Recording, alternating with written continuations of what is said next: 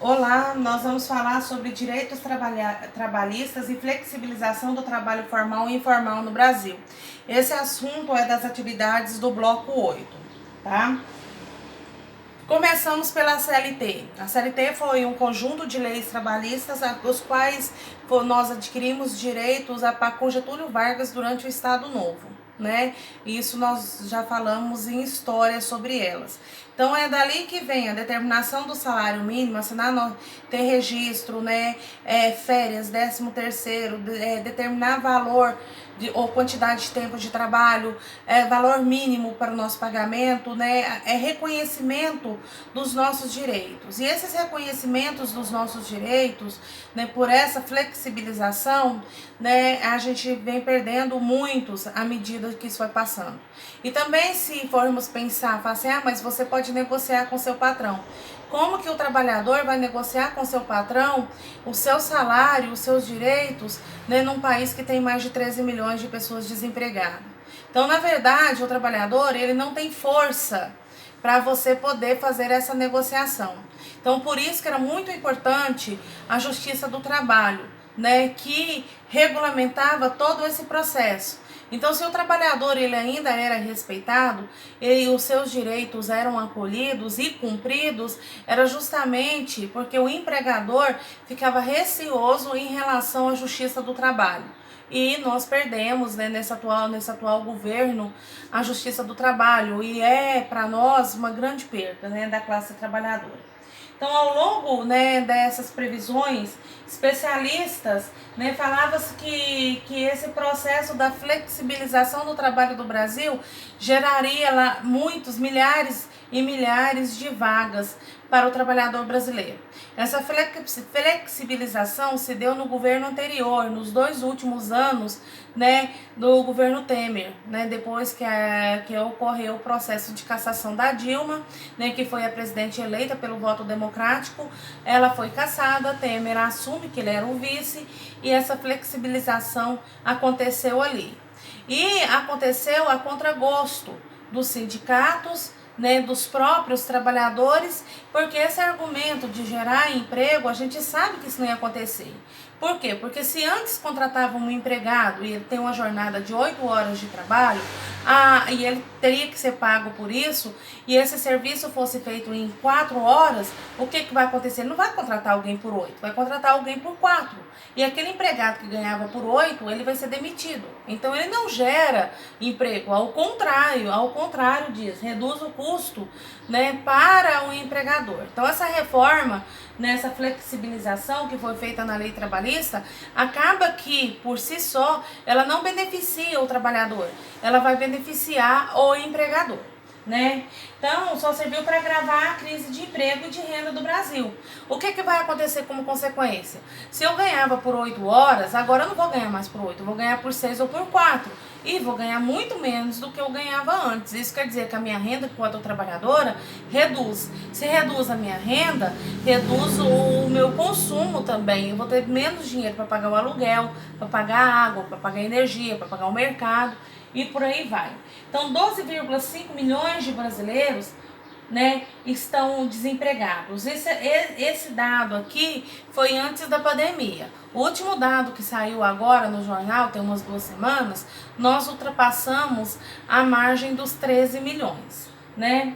As mudanças aprovadas há um ano, segundo Verlaine, alteraram radicalmente a consolidação das leis trabalhistas, que é a CLT, e abriram espaço para precarização, né, dos empregos. Então, como que acontece essa precarização? Então, é a consolidação, né, das leis de mercado. A legislação vigente, ela vai privilegiar o patrão, como eu disse anteriormente, e o mercado em relação ao trabalhador. Os contratos, né, têm uma renda muito instável, então eu nunca vou saber, como trabalhadora, qual vai ser o meu rendimento por mês, quais as obrigações dentro da minha casa eu vou conseguir cumprir, né? Isso faz com que aconteça o quê? Né, essa desestabilização. Se você tem uma renda instável, você não planeja o futuro. Como que você vai fazer uma aplicação? Como que você vai comprar um carro? Como que você vai comprar uma casa? Você não sabe.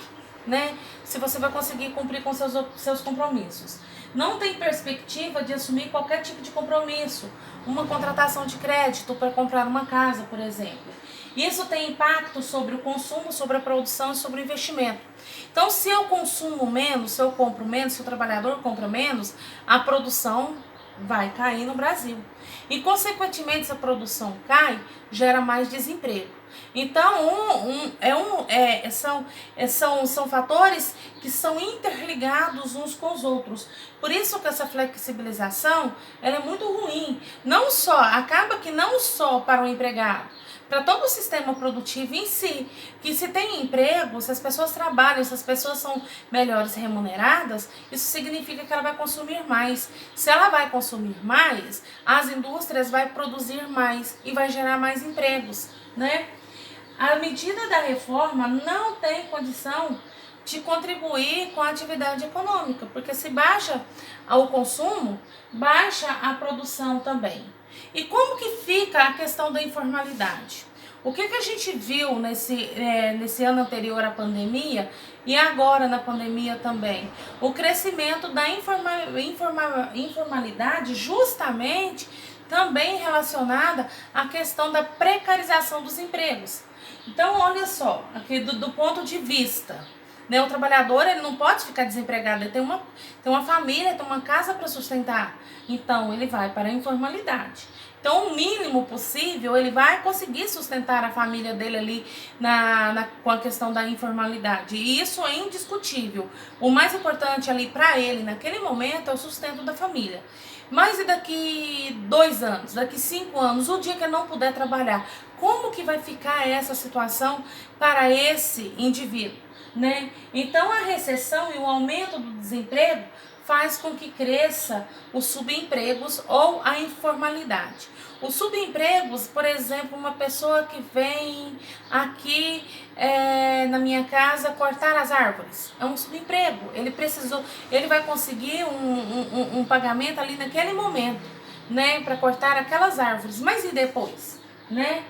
Trabalho sem vínculo empregatício são as principais características de baixa produtividade e de má remuneração. E também nós temos alguns especialistas que criticam a opção por representar a precarização das condições de trabalho, porque deixa de contribuir para a previdência, né, pública. Só que essa pessoa ela vai adoecer, vai precisar dessa previdência. A pessoa vai envelhecer, vai precisar dessa previdência. A pessoa não vai ter condição de trabalhar, precisa dessa previdência. Só que ela não contribuiu para a previdência. Aí vai aumentando ainda mais o déficit da previdência. E eles fizeram uma reforma da previdência anteriormente, falando que está corrigindo essa situação. Só que em vez de combater o mal lá pela raiz, né, taxar quem precisava de contribuir, ou seja, os altos salários, não, eles aumentaram o tempo de contribuição do brasileiro, que já é um tempo muito alto, e também o valor. Isso não vai resolver, isso talvez resolva por 15 anos, mas e depois? Né, à medida que a população vai envelhecendo.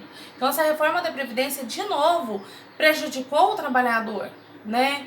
E não resolveu o problema. Assim como nessa flexibilização de trabalho aqui, ele não resolve o problema da questão do desemprego. Então, e tem a questão do FGTS, que está aí sendo discutido, né, de não haver mais esse tipo de contribuição porque o FGTS não é o trabalhador que contribui, é o empregador que faz esse processo. Então, que se desonerar, que o termo é esse, desonerar a folha de pagamento, significa que o empregador não vai pagar FGTS. Amanhã ou depois o empregado está na rua, desempregado, sem nenhum tipo de fonte de renda, com esse nível alto de desemprego. Tende a crescer ainda mais a questão das desigualdades sociais e econômicas do nosso país. Então, para nós, enquanto trabalhadores, né, essa desoneração de folha, essa questão do FGTS, é preciso rever muito. Muito mesmo, não pode acontecer de forma alguma. E também tem a questão das férias, do 13º, né, que acaba que também sofre interferência direto com a questão da informalidade, que a pessoa não vai ter nem férias nem 13º.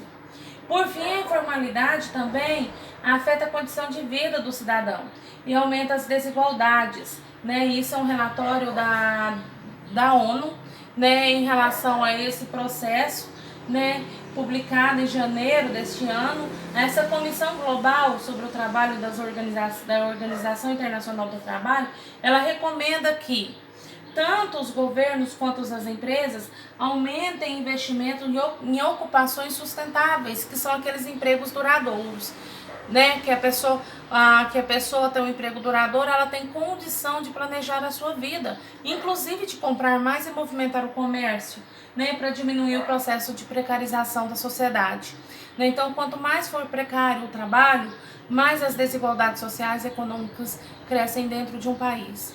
E se tá difícil para minha geração, imagine para a geração de vocês, adolescentes, que vão entrar no mercado de trabalho ou que estão já sendo inseridos neles. Né? Então, assim, tem que repensar muito em todo esse processo, tem que repensar, quando, né, aparece uma informação desse nível na TV, você tem que pensar quais são os fatores positivos e quais são os fatores negativos. Nesse caso aqui, mais negativo do que positivo, porque a flexibilização não gerou emprego, ao contrário disso.